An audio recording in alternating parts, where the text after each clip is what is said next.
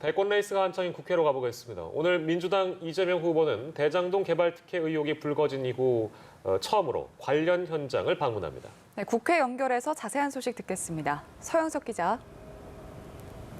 네, 민주당 이재명 후보는 오늘 오후 성남의 제1공단 근린공원 부지를 찾습니다. 대장동 개발 특혜 의혹이 불거진 뒤 이 후보가 관련 현장을 찾는 건 이번이 처음인데요.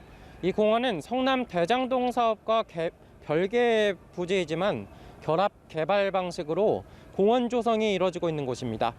관련 사업에는 대장동 개발 사업으로 발생한 이익 가운데 2,761억 원이 투입됐습니다. 이 후보는 그동안 이 공원 조성 비용을 포함해 대장동 근처 터널 공사, 임대부지 확보 등으로 5,500억 원이 넘는 개발 이익을 환수했다고 설명해 왔는데요. 이 후보가 성남시장 재임 시절에 치적으로 꼽는 부동산 개발 이익 공공환수의 대표적인 사례인 만큼 이번 의혹을 정면 돌파하겠다는 강한 의지가 읽힙니다.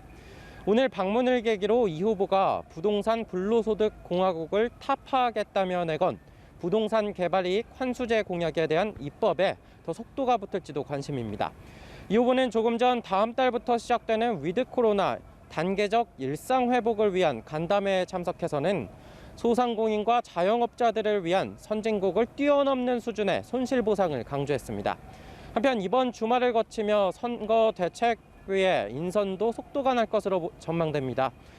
경선 과정에서 캠프의 총괄 특보단장을 맡았던 안민석 의원은 한 라디오 방송에 나와 유시민 전 노무현 재단 이사장과 배우 문성근 씨 등을 언급하며 당 밖에서도 역할을 해줄 것으로 기대했습니다.